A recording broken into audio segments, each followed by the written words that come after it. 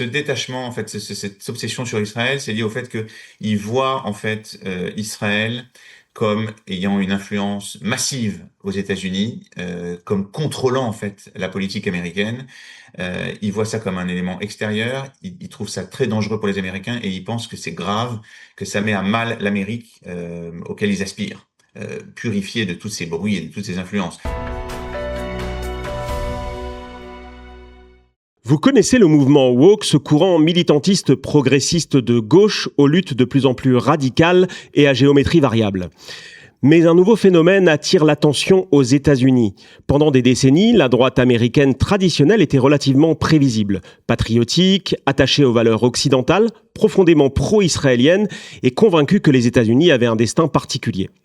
Mais le paysage a changé.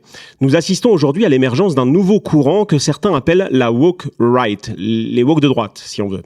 Un mouvement qui semble avoir repris les méthodes, les réflexes et parfois même les obsessions idéologiques de la gauche radicale. Pour tenter de comprendre les racines intellectuelles, les méthodes et les ambitions de ce phénomène de plus en plus influent, nous recevons Raphaël Landau qui s'est penché sur le sujet. Raphaël, bonjour. Merci d'avoir accepté notre invitation. Bonjour. Alors Raphaël, pour rentrer directement dans le vif du sujet, est-ce que vous pourriez nous expliquer ce qu'est le woke right et pourquoi ce terme ? Oui, c'est le terme qui a été évoqué la première fois, je pense, par Ben Shapiro et Jordan Peterson, des figures conservatrices. En fait, woke, pourquoi ? Parce que ce mouvement se définit un peu en miroir de la woke left, c'est-à-dire qu'ils ont ouvert les yeux.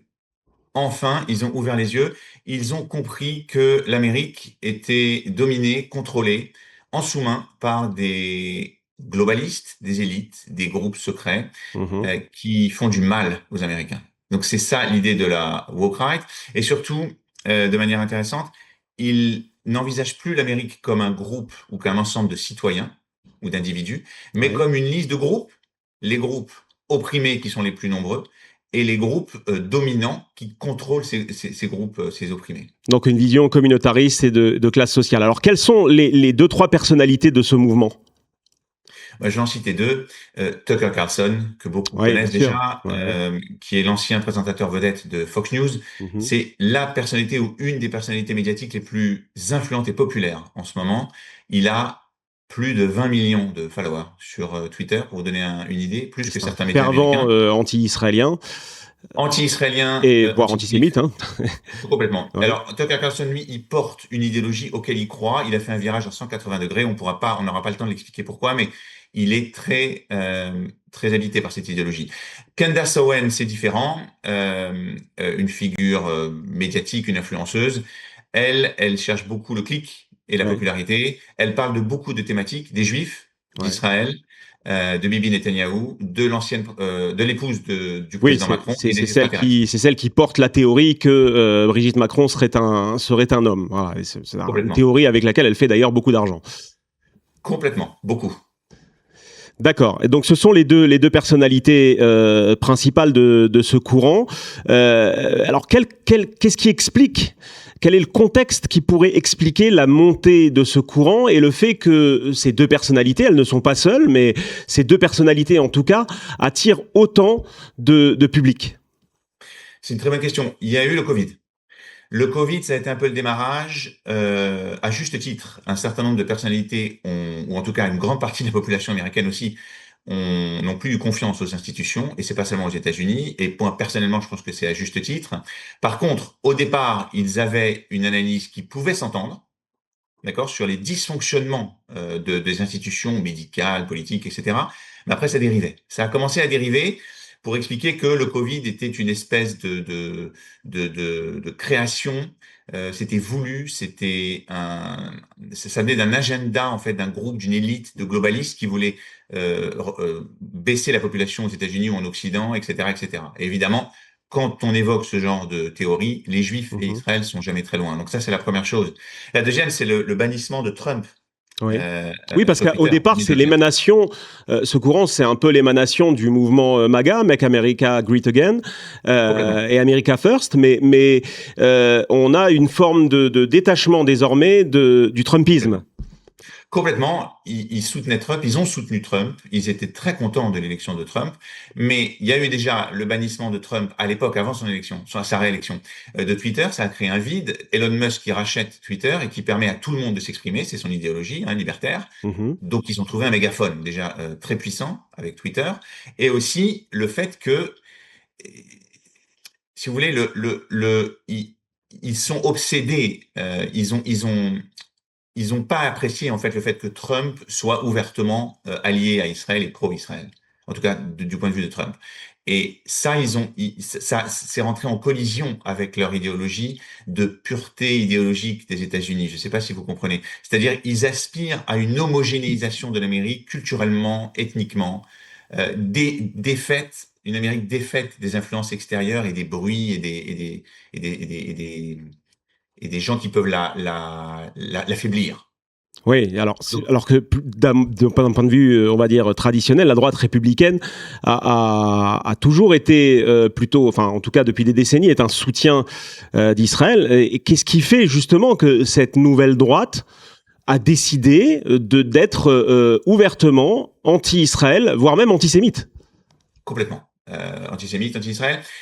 On peut donner quelques exemples de ce qu'ils disent, hein, que les juifs ashkénazes ne sont pas des vrais juifs ou qu'ils ne viennent pas d'Israël, que les Chabad ou les Lubavitch fomentent des guerres à tort et à travers, Ils viennent notamment les guerres toucher de Liban. au symbole fort, à l'image, on va dire, le cliché de l'américain juif moyen, quoi. C'est Complètement. l'identification du juif américain.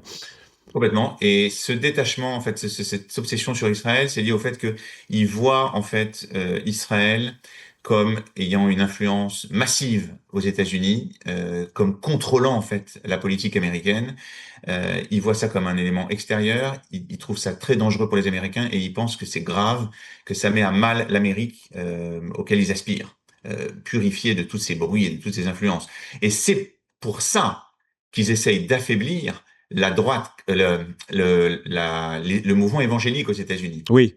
qui Mhm. traditionnellement est allié, ou en tout cas est pro-sioniste. Ouais. C'est pour ça, en fait, qu'ils s'attaquent beaucoup aux évangéliques, pour essayer de créer une sorte de théologie du remplacement, en fait, une sorte de nouveau catholicisme, ou quelque chose comme ça, un nouveau christianisme, en fait. Alors c'est étonnant parce que c'est justement une des critiques qui est formulée ici en Israël souvent, c'est qu'on accuse Israël d'être trop dépendant des États-Unis, et non pas d'être l'influenceur de l'Amérique, mais d'être trop dépendant et influencé par les décisions du gouvernement américain. Donc cette différence de vision est assez surprenante. Alors quelles sont les techniques de persuasion et tout simplement pourquoi ça marche? Qu'est-ce qui fait qu'aujourd'hui ces théories complotistes arrivent à convaincre, vous l'avez dit, 20 millions pour Tucker Carlson, 8 millions pour Candace Owen? Qu'est-ce qui fait que ça marche et que ça convainc autant de monde aux États-Unis et même à travers le monde, hein?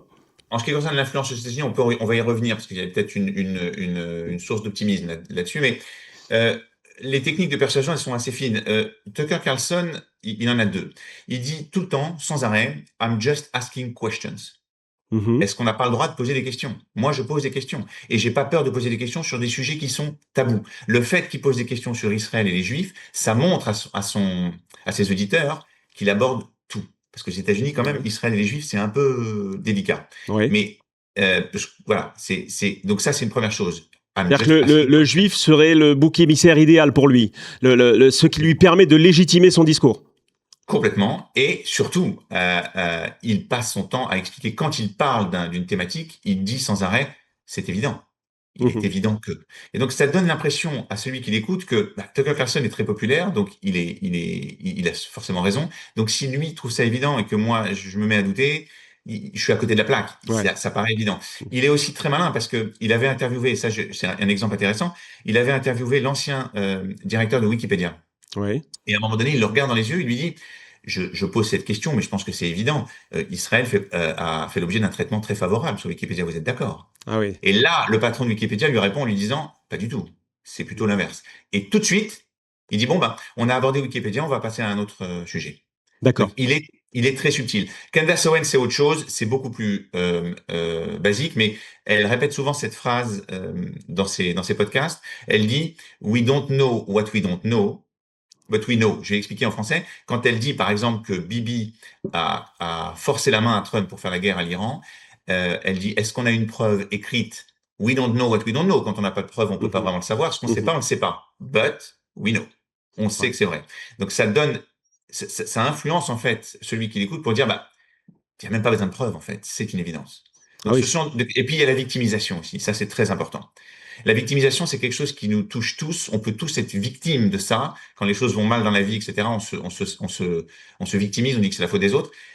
Il victimise sans arrêt le groupe auquel il s'adresse. Vous êtes victime, vous avez été contrôlé, vous avez été trompé par les forces extérieures, les influences, etc.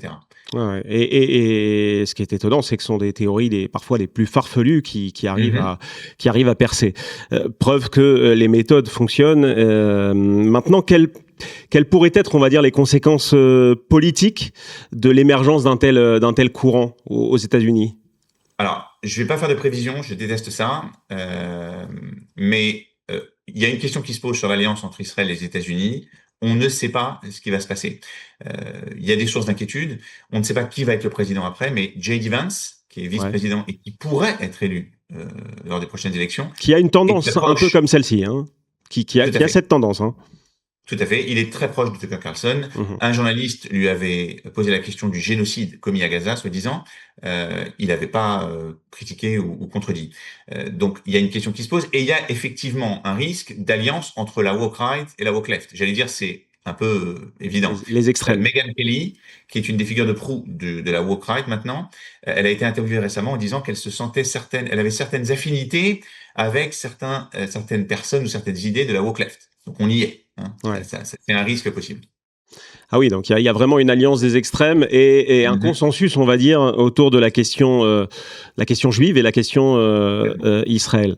Bon, malgré ce constat un peu inquiétant pour l'avenir, on va dire, de l'entente israélo-américaine et de l'avenir des juifs américains également, est-ce qu'on a des raisons d'être optimiste? Est-ce qu'il y a une lueur d'optimisme qu'on peut ressortir de cette inquiétude?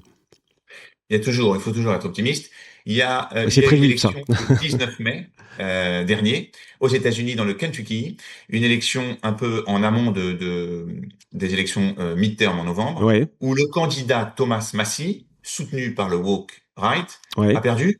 Il a perdu son siège à la Chambre des représentants au profit du candidat soutenu massivement par Donald Trump. Donc, d'accord. alors, cette élection est très intéressante parce que les woke right ont été furieux. Donc, Tucker Carlson, Candace Owen, Meghan Kelly, etc., Anna Kasparian, ils ont tous abordé les mêmes thématiques, à savoir qu'Israël, l'EPAC, le lobby Ouais, pro-israélien, avait influencé énormément l'élection et avait favorisé le candidat de Trump en donnant beaucoup d'argent, ce qui est complètement absurde en fait. ouais. Parce que Thomas Massie a reçu de l'argent du Qatar et d'autres et Mhm. d'autres influenceurs. Donc c'est un peu ridicule, mais c'est en tout cas un très bon signe. La deuxième chose, c'est qu'aux États-Unis, historiquement, quand un mouvement dérive trop vers l'extrémisme ou le complotisme, en général, les Américains opèrent un recentrage. C'est pas très populaire aux États-Unis d'être très très extrême. Ça, il y a eu des extrêmes, il y en aura toujours, mais il y a quand même un recentrage.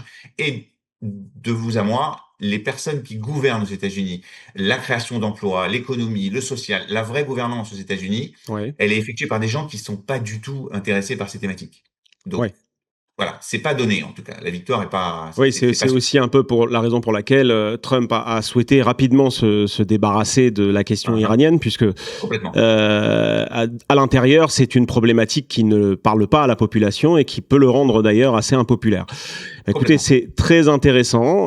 Bon, on voit que le Parti démocrate pourtant n'a pas encore opéré ce recentrage. C'est-à-dire que lui est toujours dans cette logique d'extrémisation et de glissement vers la tendance woke.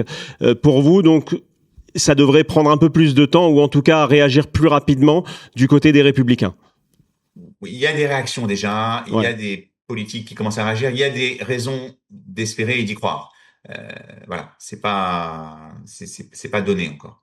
Ok. Bon, bah écoutez, c'est très intéressant. Merci de nous avoir éclairé sur ce nouveau phénomène woke aux États-Unis. C'est assez inquiétant, mais comme vous l'avez dit, on espère, et puis la politique, ça va tellement vite en Israël comme aux États-Unis qu'on espère avoir de bonnes nouvelles très rapidement. Merci beaucoup, Raphaël Lando, et je vous dis à très bientôt pour d'autres analyses de ce type. Au revoir. À bientôt, Johan. Au revoir, à bientôt.